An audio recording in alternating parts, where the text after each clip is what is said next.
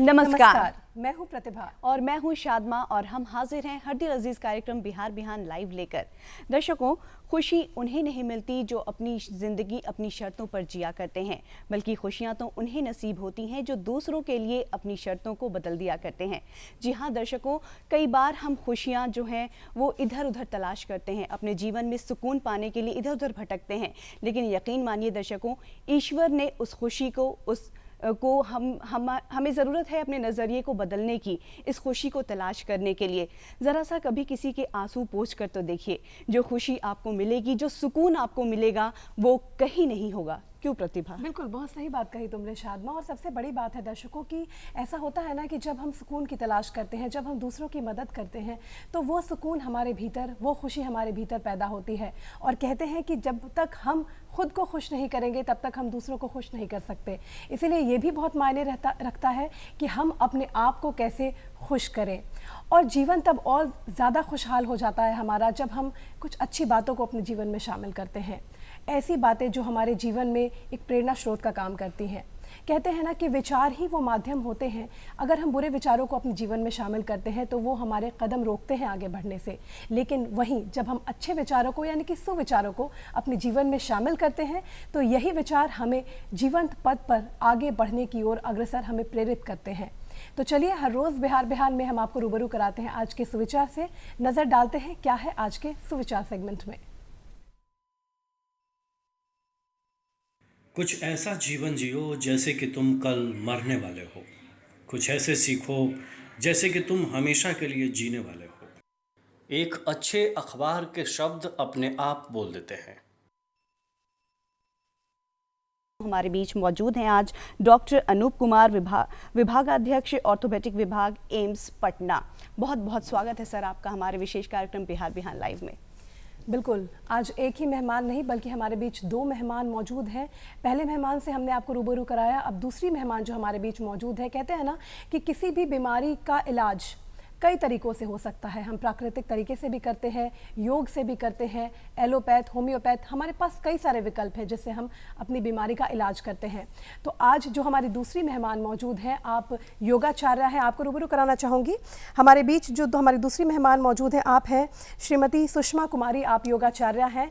तो हड्डियों को किस तरीके से हम मजबूत बना सकते हैं, इस बीमारी से हम कैसे लड़ सकते हैं, इसी पर बातचीत करने के लिए हमारे दोनों विशेष मेहमान हमारे बीच मौजूद हैं। तो चलिए, सबसे पहले आज के दिन की खासियत के बारे में आपसे जानना चाहूँगी डॉक्टर साहब कि वर्ल्ड ऑस्टियोपोरोसिस डे हम मना रहे हैं, आखिर ऑस्टियोपोरोसिस है क्या?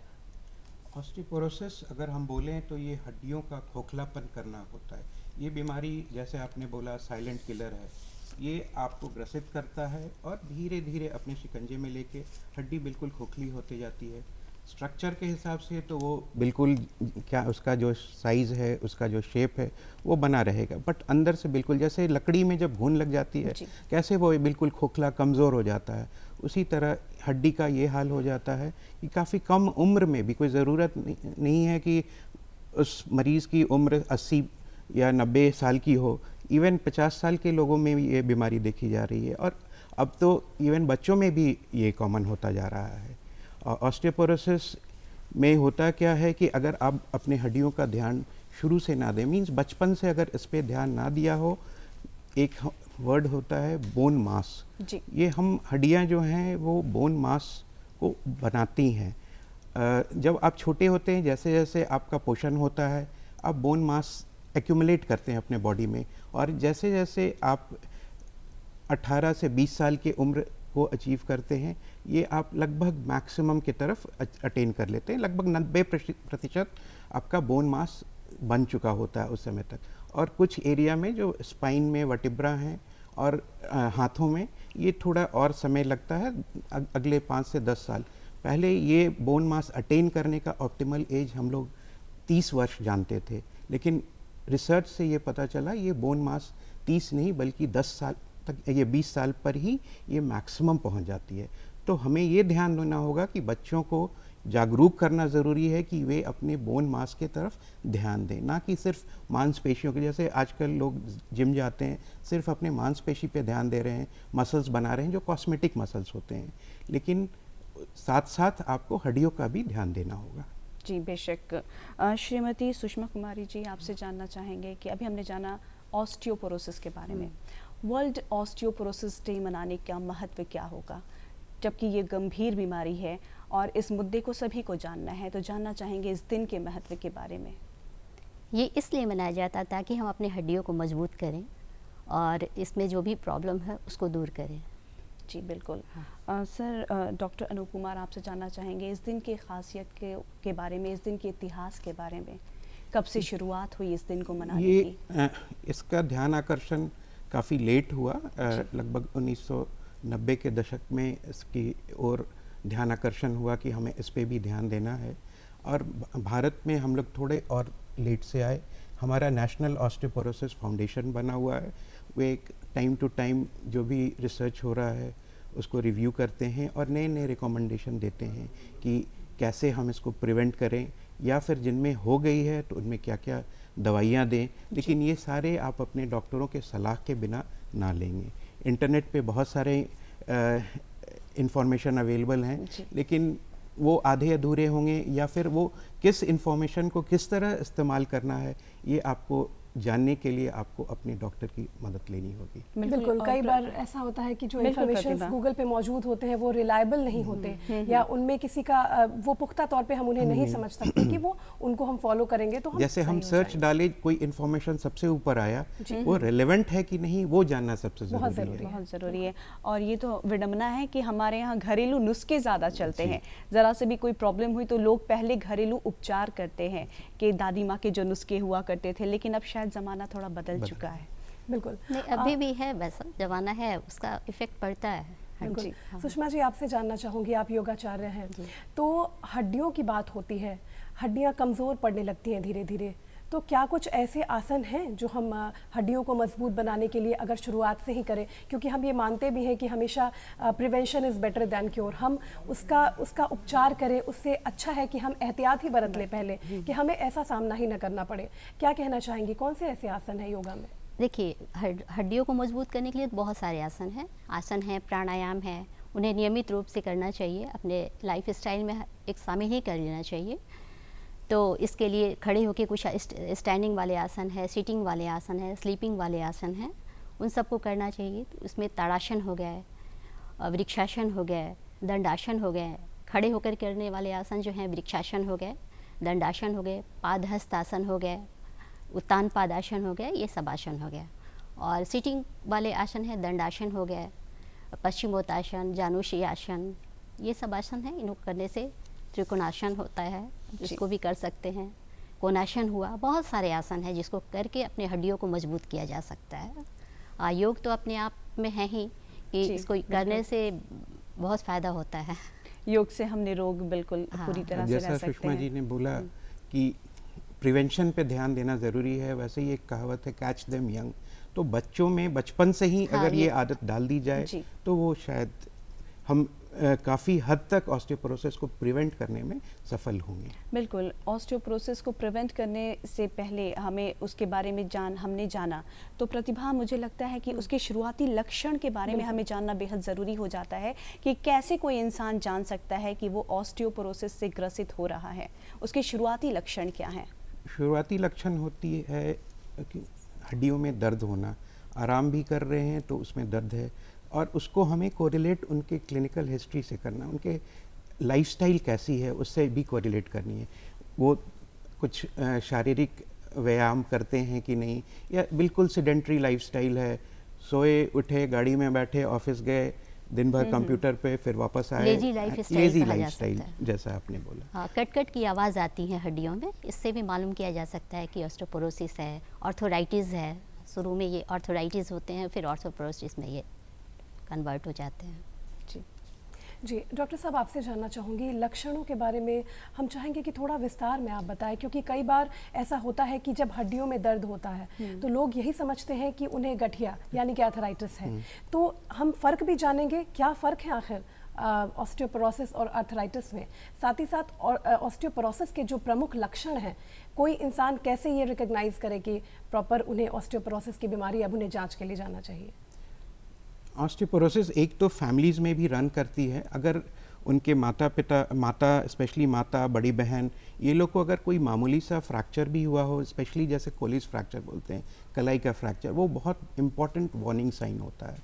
इसे पहचानना ज़रूरी है वो, क्योंकि सिर्फ हल्के से झटके से ही वो फ्रैक्चर हो रहा है। हम कुर्सी से उठ रहे हैं या फिर सीढ़ी से उतर रहे हैं, एक स्टेप मिस किए, उतना ही झटका काफ़ी है।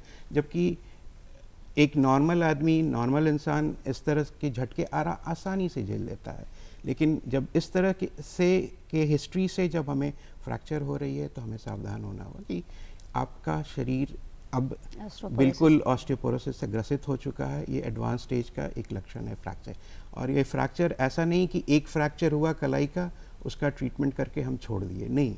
उसके साथ साथ आपको ये ध्यान देना होगा कि बाकी जो हड्डियां हैं उनको भी मजबूत करना ज़रूरी है। वो फिर अब इस स्टेज में दवाई का सहारा लेना होगा।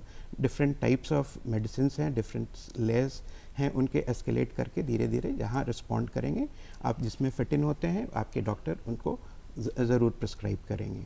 बैलेंस डाइट भी लिया जा सकता है। डाइट हो गया, लेकिन जब आपका फ्रैक्चर हो चुका है, स्पेशली फिर रीढ़ की फ्रैक्चर है, वो भी कम झटके के कारण रीढ़ बोलते हैं, वो बिल्कुल ऐसे भसक जाता है, जो हमारे लोकल आम तौर के भाषा में हम लोग बोलते हैं कि हड्डी भसक गई। तो वहाँ से शुरुआत होता है। शुरू में हो सकता है वो बिल्कुल एक्सरे नॉर्मल जैसा लगे, लेकिन फॉलोअप में जब हम उसे देखते हैं तो वो काफ़ी एविडेंट हो जाता है कि नहीं, ये तो हम लोग मिस कर चुके हैं। सूर्य नमस्कार को आप किस तरीके से कनेक्ट करती हैं, क्या कैसे करना चाहिए इसे, क्योंकि ये भी एक सोर्स है ताकि हम अपनी हड्डियों को मजबूत बना सकते हैं। देखिए, ऑस्टियोपोरोसिस में हड्डियाँ काफ़ी कमज़ोर हो जाती हैं, तो इसे प्रोटीन, कार्बोहाइड्रेट और कैल्शियम की कमी, कैल्शियम और विटामिन डी की कमी के कारण होता है हड्डियों की बीमारियाँ। तो सूर्य नमस्कार तो बहुत फ़ायदेमंद है ही, क्योंकि सूर्य की रोशनी से जितने हमें विटामिन डी हम लेते हैं, उससे और किसी से उतना प्राप्त नहीं किया जा सकता है। तो सूर्य नमस्कार तो करना ही चाहिए। इसके पहले कुछ आसन प्राणायाम कर लेना चाहिए ताकि हमारा बॉडी सूर्य नमस्कार के लायक बन जाए। तो सूर्य नमस्कार करने की क्या इसका बताना है? सूर्य नमस्कार बिल्कुल, कैसे करते हैं और किस दोपहर में करते हैं? हाँ, सुबह सुबह करें, सूर्योदय के समय तो ज़्यादा अच्छा रहेगा, क्योंकि सुबह का जो सूर्योदय से लेकर के 9 बजे तक का जो समय होता है वो बहुत अच्छा सोर्स होता है। उस समय काफ़ी अच्छा विटामिन डी हमें प्राप्त होता है। तो सूर्य नमस्कार करने के लिए सूर्योदय जैसे ही हो, हमें खुले स्थान पर, छत पर या फिर खुले किसी भी जगह पर चले जाएं और 12 पोजों में सूर्य नमस्कार किया जाता है। तो सबसे पहले प्रणामासन करते हैं। प्रणामासन अपने दोनों हाथों को छाती के सामने रख लेते हैं। फिर हस्त उत्तानासन करते हैं, ऊपर की ओर हाथ ले जाते हैं। फिर नीचे की ओर हम हाथ जाते हैं, नीचे की ओर पैर के पास हस्तपादासन करते हैं। तीसरा हस्तपादासन। फिर अश्वासन करते हैं, फिर पर्वतासन करते हैं, फिर अष्टांग नमस्कार करते हैं। ये 6 आसन हैं, इसको किया जाता है। फिर इसी को रिपीट किया जाता है। तो रिपीट किया जाता है। फिर अष्टांग नमस्कार किए, पर्वतासन किए, अश्वासन किए, उसके बाद हस्तपादासन किए, हस्तोत्तानासन किए। हस्तपादासन में हमारा दोनों पैर जो है पैर के पास रहेगा और सर जो है ये घुटने के पास सटेगा। तो इस तरह से तो उसको करने के लिए, क्योंकि ये सारे योगा का शमरी होता है, तो इसे करने के लिए पहले हम सारे आसनों को कर लेंगे, तब ही लास्ट में करने का ये होता है। तो उसके बाद फिर वापस प्रणामासन पे आ जाते हैं। जी। तो ये तो थे कुछ आसन। और हड्डियों को इससे नेचुरली मजबूती मिलेगी ही जी, क्योंकि इतने सारे आसन इसमें मिले हुए हैं जी, और हड्डियों से रिलेटेड ही है। तो सबसे पहले शुरुआत यही होती है कि हम पैर की उंगलियों से स्टार्ट करें। जी। हर पार्ट सही होना चाहिए। जब मजबूत हो जाएगा तब सूर्य नमस्कार किया जाता है, लास्ट का है। जी बिल्कुल, यानी कि इन कुछ आसान से आसनों को करके हम अपने आप को पूरी तरह से फिट रख सकते हैं और ऑस्टियोपोरोसिस जैसी गंभीर बीमारी से भी बच सकते हैं। डॉक्टर अनूप कुमार, आपसे जानना चाहेंगे, अभी हमने जाना कि कैसे योग से हम अपने आप को फिट रख सकते हैं, लेकिन अगर बात की जाए महिलाओं की, तो महिलाओं में ऑस्टियोपोरोसिस की जो समस्या है वो काफ़ी देखने को मिलती है। अगर ग्लोबली बात की जाए तो हर 3 में से 1 महिला जो है वो ऑस्टियोपोरोसिस से ग्रसित होती है। तो कब हमें इस ओर ध्यान देना चाहिए? वो कौन सी उम्र है जब हमें ध्यान देने की ज़रूरत आन पड़ती है कि कहीं हम ऑस्टियोपोरोसिस जैसी गंभीर बीमारी की ओर तो नहीं जा रहे हैं? ध्यान तो आपको बचपन से ही देना होगा जी। और बचपन से खान पान में, एक्सरसाइज से आप अपने हड्डियों को, मांसपेशियों को मजबूत बनाते हैं। और स्पेशली जब हम मेनोपॉज की तरफ अग्रसर होते हैं, उस वक्त हड्डियों में देखा गया कि तेज़ी से हार्मोन जो चेंजेस आती हैं बॉडी में, उसके कारण क्या होता है, हड्डियां जो हैं वो तेज़ी से लॉस होती है बॉडी से। तो उस वक्त आपका हड्डी को जो नेगेटिव बैलेंस में जा रहा है उसका बैलेंस बनाए रखने के लिए आपका पोषण, आपका एक्स्ट्रा कैल्शियम के टैबलेट्स और विटामिन डी के टैबलेट्स से उसको कंपनसेट करना ज़रूरी होता है। आप अपने डॉक्टर्स के सलाह में तब वो अपना आपका जो हार्मोनल प्रोफाइल है वो देखते हुए वेदर आपको हार्मोनल रिप्लेसमेंट की ज़रूरत है या सिर्फ कैल्शियम और विटामिन डी या फिर कुछ और एंटी ऑस्टियोपोरोटिक एजेंट्स होते हैं, उनको देने से आपका काम चल जाएगा। तो वो समय सबसे बहुमूल्य होता है जिस वक्त आपको ध्यान देना है। बट ये जानना ज़रूरी है कि जब हम मेनोपॉज के आसपास पहुंचते हैं उस वक्त काफ़ी नुकसान हो चुका है जी। ये, और इसके बाद भी अगर हम जागरूक होते हैं तो हम उसको स्लो डाउन करते हैं। बिल्कुल ये कहना कि हम ऑस्टियोपोरोसिस को ज़ीरो कर देते हैं, उसको बिल्कुल ठीक कर देते हैं, ये कहना मुश्किल। वो काफ़ी स्लो डाउन हो जाएगा और जिसके कारण आप अपनी सेहत, हड्डियों की सेहत को आप बरकरार रख सकते हैं।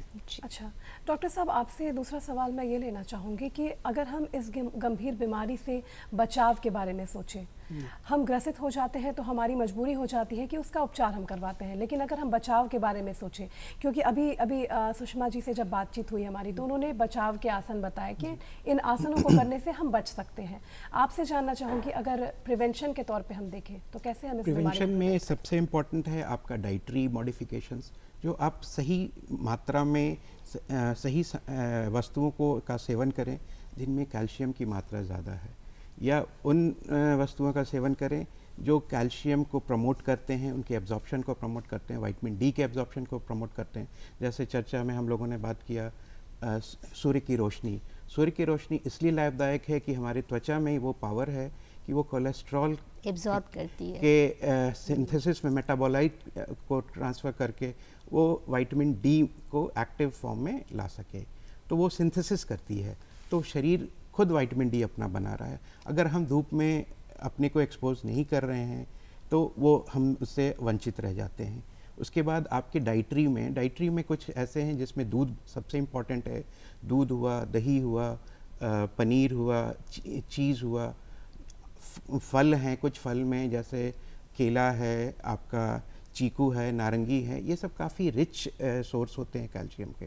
रागी जो है, मड़ुआ जिसे हम लोग बोलते हैं, वो काफ़ी रिच होता है कैल्शियम में। वो अगर हम किसी भी फॉर्म में ले रहे हैं या आदत बनाएं कि हम चपाती जो बना रहे हैं, आटे की चपाती है, उसमें थोड़ा सा रागी का आटा भी मिला के बनाएं तो काफ़ी हमारा डेली जो कैल्शियम इंटेक है वो बढ़ जाता है। जी जी।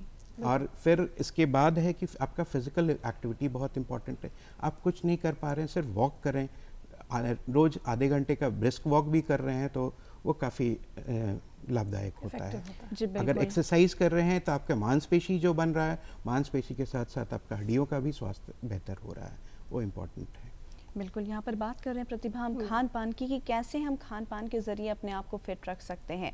लेकिन विडम्बना तो ये है कि हमारे देश में कुछ लोग हैं जब उन्हें कुछ बीमारी घेर लेती है, जैसे कि अगर डायबिटिक पेशेंट की बात की जाए तो वो दूध पीने से कतराते हैं। उन्हें लगता है कि अगर मैंने दूध लिया तो मेरा जो शुगर लेवल है वो और हाई हो जाएगा। तो ऐसे में आप क्या कहना चाहेंगे और हमारे जो दर्शक हैं जो डायबिटीज़ से ग्रसित हैं उन्हें क्या मैसेज देना चाहेंगे कि वो कैसे अपने खान पान को नियमित रख सकते हैं?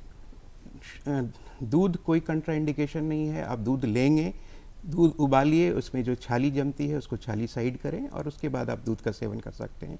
उसमें कोई भी चीनी ना ऐड करें, एडेड शुगर उसमें ना होना चाहिए। ये सबसे इम्पॉर्टेंट बात होती है उनके लिए, डायबिटीज़ के लिए। और हाँ, जहाँ बीमारियों की बात कर रहे थे, आजकल डायबिटीज़ ही नहीं, डायबिटीज़ के साथ बहुत सारे लोग हैं जो बहुत सारी दवाइयाँ ले रहे हैं, जैसे जो सांस की तकलीफ़ों से ग्रसित है, स्टेरॉयड किसी भी फॉर्म में स्टेरॉयड ले रहे हैं, उनमें देखा गया है कि काफ़ी रैपिडली बोन लॉस होता है स्टेरॉयड के कारण।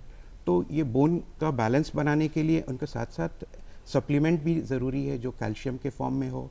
कैल्शियम रिच फूड के साथ की मात्रा उनकी डाइट में ज़्यादा होनी चाहिए।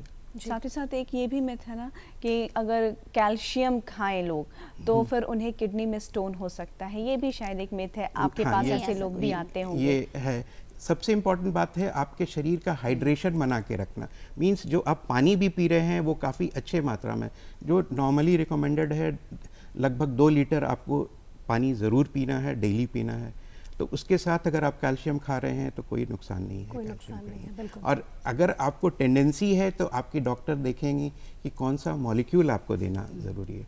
बहुत बार होता है कि कुछ दिन किसी ने कंप्लेन किया कि थोड़ा शरीर में दर्द है या हड्डियों में दर्द है, वो 10 दिन के लिए कैल्शियम लिए एंड हो गया। 10 दिन से कुछ नहीं होने वाला है। ये ऑस्टियोपोरोसिस जो है, आप इस धरती पे आए हैं और ये आप ही के साथ हो जाएगा। ये बीमारी कुछ ऐसी ऐसी है। है, बिल्कुल। यानी कि बहुत वे सतर्कता बिल्कुल और आप बहुत अपने, और ये आप पे ध्यान निर्भर करता है आप इसको कितना कंट्रोल कर पाते हैं। जी बिल्कुल बिल्कुल। अच्छा सुषमा जी, आपसे जानना चाहूँगी, आपने कुछ आसन बताए अभी जिनको हम अगर अपनी दैनिक दिनचर्या में शामिल करें तो हम ऑस्टियोपोरोसिस जैसी गंभीर बीमारी से बच सकते हैं। आपसे जानना चाहूँगी, क्या ऐसे कुछ आसन हैं जो अगर इस बीमारी से हम ग्रसित हो जाएं तो कौन से ऐसे आसन हैं जो करने चाहिए और कौन से ऐसे आसन हैं जो हमें नहीं करने चाहिए? देखिए, ऑस्टियोपोरोसिस में मेन हड्डियों के लिए किया जाता जी। है। दंडासन करना है। दंडासन में आप बैठ जाएं ज़मीन पर, सीटिंग आसन है, और दोनों पैरों को सामने की तरफ रख लें और उंगलियों को और हाथ को पीछे की ओर रख लें और एकदम स्ट्रेट बैठें। पीठ, गर्दन, कमर बिल्कुल सीधी होनी चाहिए। दंडासन में कुछ समय बैठे, ये शुरुआत का आसन है। तो इससे क्योंकि अचानक से हैवी आसन तो कर नहीं सकते हैं, तो जी। पहले छोटे छोटे आसन करें। जी। और हड्डियां जब आपको अपने आप फील ये करें कि हमको ये करने से हमें फ़ायदा महसूस हो रहा है तो करें। तो उंगलियों के लिए पाद उंगली आसन होता है, पाद नमन आसन होता है, पाद घूर्णन आसन होता है, इस तरह से करें। उसके बाद फिर ये पश्चिमोत्तासन होता है। दोनों पैरों को सामने की ओर रखें, और ये सब तो इजी आसन है, इसको करने में कोई प्रॉब्लम नहीं है। हड्डियों के लिए स्पेशल है, ऑस्टियोपोरोसिस के लिए ही स्पेशल है। यानी कि जो भारी हाँ। आसन होते हैं उनसे हाँ, हमें ये बचना छोटे छोटे चाहिए। आसन हैं। शुरुआत करेंगे पैर की उंगलियों से, फिर घुटने पे जाएंगे, फिर दोनों ज्वाइंट पे जाएंगे, हिप और यहाँ के ज्वाइंट पे, जांग के ज्वाइंट पे। इस तरह से ये पूरे पैर को पहले हम ठीक कर लें, उसके बाद ऊपर की ओर सारे यहाँ से जड़ से लेकर के पूरे सर तक का आसन होता है। जी। तो करने में कोई आपको अगर कोई दिक्कत महसूस हो तो ना करें, लेकिन सारे आसन ये सब जो हमने बताया शुरू में, दंडासन, पश्चिमोत्तासन, जानुशीर्षासन, ये सब कर सकते हैं। अगर शुरुआत में दिक्कत हो तो नहीं करें, लेकिन थोड़े थोड़े करते करते में, अभ्यास करते करते ये हो जाता है। तो आसन ऐसा कुछ नहीं है, बहुत सारे आसन है जिसको हम बताएं ही नहीं है कि वो करना है ऑस्टियोपोरोसिस में, लेकिन जिन्हें बताया उसे करना ही है। जी। जी बिल्कुल। यहाँ पर आपसे जानना चाहूँगी कि कितना ज़रूरी होता है कि जब हम योग करें तो किसी योगा प्रशिक्षक के अंडर में करें? इसलिए योगा प्रशिक्षक के अंदर में करें क्योंकि नहीं जानने के अभाव में यूट्यूब से देख लिए, कर लिए, तो जी। कुछ गलतियाँ ऐसी होती हैं जो समझ नहीं पाते हैं। वो तो बताएं, हम कर लिए, लेकिन ये योगाचार्य जो होते हैं, योगा एक्सपर्ट जो हैं, वो देखते हैं कि आप क्या क्या कर रहे हैं। बिल्कुल। नहीं तो दर्द, मसल्स में दर्द हो जाती हैं, और कई सारे और जो परिणाम है, साइड गंभीर इफेक्ट उसका साइड होता इफेक्ट है। झेलने को मिल सकते हैं। डॉक्टर साहब, आपसे जानना चाहूँगी, कई दफ़ा ऐसा होता है और बहुत ही कॉमन ये बात है, कॉमन सी बात है, जब लोगों को हड्डियों में दर्द होता है, जॉइंट पेन होता है, तो वो चाहते हैं कि या तो हम थोड़ा सा रेस्ट लेकर उसे ठीक कर लें, या फिर वो चाहते हैं कि हम कोई पेन किलर खा लें जिससे हमें त्वरित जो रिलीफ है, तुरंत का रिलीफ वो मिले उन्हें। आप ऐसे लोगों को क्या कहना चाहेंगे? साथ ही साथ जो ऑस्टियोपोरोसिस बीमारी है, उन्हें अगर ऐसा महसूस हो, उसके लक्षण महसूस हो, कौन से ऐसे जांच हैं जो उन्हें करवाने चाहिए? इसके विषय में जानना चाहिए। ऑस्टियोपोरोसिस के लिए नॉर्मली हम लोग जब एक्सरे देखते हैं, अच्छा एक्सपोज्ड एक्सरे जब होता है, तो उसमें भी एक पता चल जाता है कि हड्डियों में आपका कुछ मेटाबोलाइट इधर से उधर, माने कुछ गड़बड़ी है और आपका ऑस्टियोपोरोसिस सेट इन कर रहा है। एक वर्ड होता है ऑस्टियोपीनिया, जो ऑस्टियोपोरोसिस के जस्ट एक पहले वाला स्टेज हो। तो ऐसा कोई वाटर टाइट कंपार्टमेंट नहीं है जिसको हम बोलते हैं ये ऑस्टियोपोरोसिस है, ये ऑस्टियोपीनिया है, ये नॉर्मल है। जी। एक डेक्सा स्कैन एक जांच होती है जो नॉर्मली हम लोग सब में नहीं करते हैं, सब लोगों की को ज़रूरत भी नहीं होता है। जिनमें शक होता है उनको ही हम और प्रिस्क्राइब करते हैं। डेक्सा स्कैन होती है जो हिप बोन की स्कैन, और साथ में वर्टिब्रा और रिस्ट, ये तीनों जगह का स्कैन किया जाता है। उस एज को मैच कराया जाता है नॉर्मल, उसी एज के नॉर्मल व्यक्ति के बोन के क्वालिटी से, और उसमें एक स्कोरिंग आती है जिसे हम लोग टी स्कोर कहते हैं, जेड स्कोर कहते हैं, तो वो हम लोग मैच कराते हैं। अगर ऑस्टियोपोरोसिस अगर वो स्कोरिंग आई और वो माइनस में है, -2.5 है, तो वो डेफिनेटली ऑस्टियोपोरोसिस है। जी। और अगर वो 2.5 से 1 के बीच में है, -1 के बीच में है, तो उसे हम लोग ऑस्टियोपीनिया कहते हैं। मीन्स यहाँ पे सतर्क होना है, आप इस चीज़ को स्लो डाउन कर सकते हैं ऑस्टियोपोरोसिस डेवलप होने की।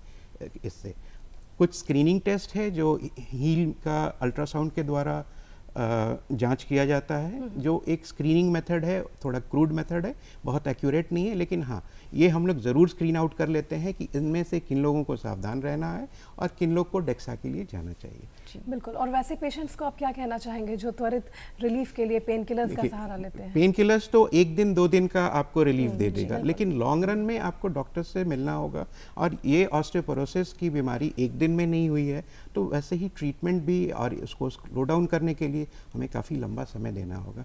तो डॉक्टर जो प्रिस्क्राइब कर रहे हैं आपको, उसमें कैल्शियम हो सकता है, विटामिन डी है, कुछ इंजेक्शंस आते हैं जो डेली इंजेक्शन से अगर हार्मोन की ज़रूरत है तो वो भी दिया जाता है, लेकिन ये डॉक्टर्स डिसाइड करेंगे आपको क्या।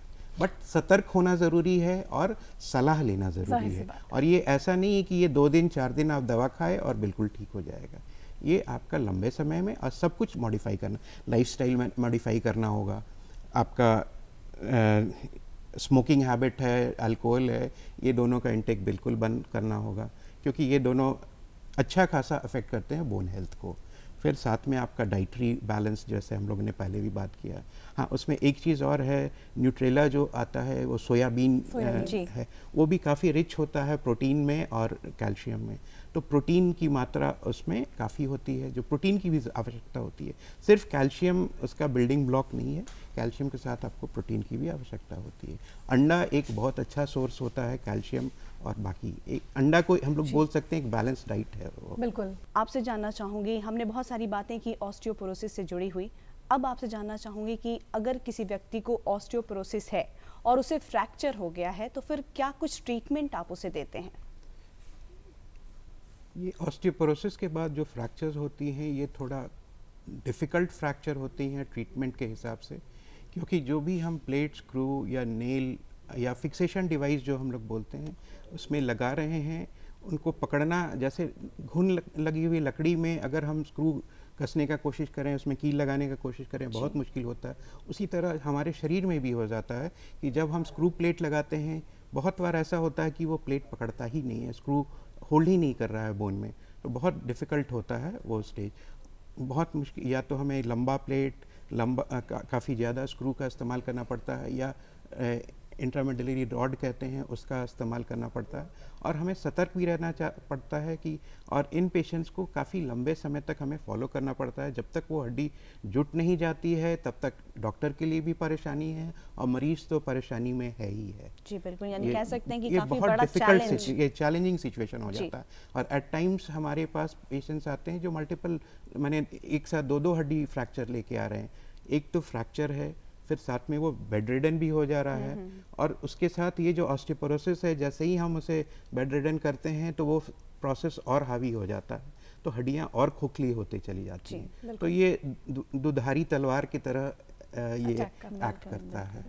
अच्छा सुषमा जी, आपसे जानना चाहूँगी मैं कि जब बात हो रही है ऑस्टियोपोरोसिस जैसी गंभीर बीमारी की, तो ये आंकड़े हैं कि विश्व भर में लगभग 5 में से 2 पुरुषों को, वहीं 3 में से 1 महिलाओं को होता है ये बीमारी, ये गंभीर बीमारी होती है। तो ऐसा होता है कि महिलाओं की जो दिनचर्या होती है वो बहुत ही अव्यवस्थित होती है, सभी का ध्यान रखना है, लेकिन वो अपने आप को ही इग्नोर करती हैं कहीं ना कहीं। और शायद यही वजह हो सकती है कि खान पान में जो उनका जो अनियमित हो जाती है खान पान, इसकी वजह से वो ज़्यादा जल्दी इस बीमारी की चपेट में आ जाती हैं। खान पान की बात करें तो मेनोपॉज के आसपास जब ये बीमारी महिलाओं को अपनी चपेट में लेती है, किस तरीके का खान पान उन्हें करना चाहिए, क्या कुछ खाना पीना चाहिए ताकि उनकी मजबूती शरीर की बनी रहे, हड्डियों की? देखिए, मेनोपॉज के बाद एस्ट्रोजन हार्मोन जो होता है वो बनना बंद हो जाता है, तब हमें अपने ऊपर बहुत ध्यान देना पड़ता है, क्योंकि खान पान अगर सही नहीं रहे तो हड्डियों पर इसका इफ़ेक्ट पड़ता है। तो हमें सुबह से ही शुरुआत, सुबह उठे तो थोड़ा बहुत स्प्राउट ले लिए, ये सीजनल जो फ्रूट्स हैं उसको ले लिए। ऐसा कुछ नहीं है कि जिसमें प्रोटीन, ये सब कुछ में सब कुछ होता है। जो सीज़न का आपका फ्रूट्स है वो सीजनल फ्रूट ले लिए, नट्स कुछ ले लिए, इस तरह से, जैसे बादाम हुआ, ये सब ये बादाम हुआ, अखरोट हुआ, ये सब अपने में शामिल करें। और दूध, जो भी रात में भोजन, ये दोपहर का जो खाना है बैलेंस, तो वो तो बैलेंस डाइट लेना ही है, सारा कुछ उसमें रखना है। दाल रहना चाहिए, प्रोटीन है तो दाल तो रहना ही चाहिए, हर मिक्स दाल बनाएं। और रोटी बनाएं तो उसमें सारे 5 ग्रेन आटा का जो होता है वो बनाएं, या फिर उसमें रागी बहुत इम्पॉर्टेंट रखता है, रागी रखें उसमें। और मतलब 4-5 अनाजों को मिला करके बनाएं, वो ज़्यादा इफ़ेक्टिव होता है। राइस थोड़ा सा ले लें और दही कर्ड लें, इस तरह से बैलेंस डाइट लें। और उसके बाद रात में जब सोएं तो हल्दी दूध ज़रूर पिए, इससे इस पर इफ़ेक्ट इसका पड़ता है बहुत अच्छा हड्डी पे। और उसमें एक हम ड्रिंक बताते हैं कि ड्रिंक किस तरह से बनाना चाहिए। कुछ मखाना ले लें, जैसे कि आप 4 चम्मच मखाना लिए, 2 चम्मच ये बादाम ले लिए, कागजी बादाम जो आता है वो, उसको ले लिए। तिल ले लिए, वाइट वाला जो तिल आता है, तिल ले लिए। सौंफ ले लिए, मात्रा के हिसाब से, जैसे 4 चम्मच अगर मखाना हो तो 2 चम्मच ये सब ले लिए। और इसको थोड़ा सा रोस्ट कर लिए और उसको पीस दिए मिक्सी में। और उसको रात में जब दूध ये मिल्क और हल्दी लेते हैं तो उसी में डाल दिए 1 चम्मच, उसको पीने से बहुत इफ़ेक्ट आता है। जी, क्या बात है। हाँ। यहीं पे हम एक जी। चीज़ और ऐड करना चाहेंगे। बहुत लोग दूध तो पीते हैं मगर उसमें हॉर्लिक्स, ये कॉफ़ी डालते हैं कि उसका स्मेल चला जाए या ये चला जाए, जो बहुत ही गलत तरीका है दूध पीने का।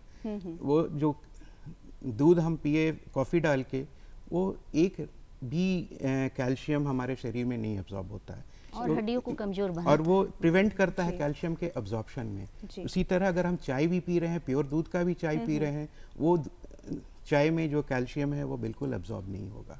जी। ठीक है, तो उसे दूध में ना काउंट करें, उसे as a just hot drink count कर लें। वो दूध आपने नहीं लिया, उसमें से कोई कैल्शियम आपको अवेलेबल नहीं है आपके बॉडी के लिए। जी बिल्कुल, बहुत यानी कि important। हमें अपने खान पान को सुधारना होगा। अगर हम दूध की भी चाय पी रहे हैं तो ये नहीं सोचें कि हमने हमने दूध दूध को पी लिया, लिया। दूध जी। पिया, बल्कि आपको दूध पीना होगा, हेल्दी फूड लेना होगा, तभी आप ऑस्टियोपोरोसिस जैसी और गंभीर यहाँ एक बीमारी बात से भी मैं बच सकते हैं। और ऐड करना चाहूँगी, देखिए चाय अवॉइड ही करे तो ज़्यादा अच्छा हो। जिसको ऑस्टियोपोरोसिस हो वो चाय अवॉइड करे, थोड़ी सी ले लें, आधा कप से भी कम लें, लेकिन इसकी जगह आप ग्रीन टी पिए, ज़्यादा बेटर होगा। ज़्यादा बेहतर है। यानी कि दूध का 2-3 कोई ग्रीन विकल्प नहीं टी, है, हम उसका फॉर्मेशन स्ट्रॉन्ग चेंज बनाता है। करेंगे तो वो वाली बात नहीं रहेगी जो हमें ताकत हासिल और होती आपने है। कहा कि मिल्क पीने कितने लोग नहीं पसंद करते हैं, ये ड्रिंक जो हम अभी बनाए पाउडर, वो डाल के पियेंगे तो टेस्ट बहुत अच्छा आता है। बिल्कुल। जिसको नहीं भी पसंद है, मुझे भी दूध पसंद नहीं है, लेकिन ये डाल के पीते हैं तो बहुत अच्छा लगता है। चलिए, बहुत ही खास बातचीत रही हमारी और बहुत ही इन्फॉर्मेटिव बातचीत रही आज वर्ल्ड ऑस्टियोपोरोसिस डे को लेकर। आप दोनों विशेष अतिथि हमारे कार्यक्रम में आए और आपने इतनी सारी बेहतरीन जानकारियां हमारे दर्शकों के साथ साझा की। बहुत बहुत शुक्रिया करना चाहेंगे दोनों ही मेहमानों का हमारे कार्यक्रम में आने के लिए। धन्यवाद। जी हाँ दर्शकों, तो ये हमारे 2 विशेष मेहमान थे, डॉक्टर अनूप कुमार और सुषमा कुमारी योगाचार्य, जिनसे हमने वर्ल्ड ऑस्टियोपोरोसिस डे के बारे में जाना और बहुत कुछ जाना इस गंभीर बीमारी के बारे में। उम्मीद करते हैं कि आपको हमारा आज का ये अंक पसंद आया होगा। अपने फीडबैक, अपने विचार हम तक ज़रूर पहुँचाएँ और उसके लिए नोट करें हमारा पता है कार्यक्रम बिहार बिहान, निदेशक DD बिहार, दूरदर्शन केंद्र पटना, फ्रिजर रोड पटना 801। हमारा email ID है director.ttk patna@gmail.com।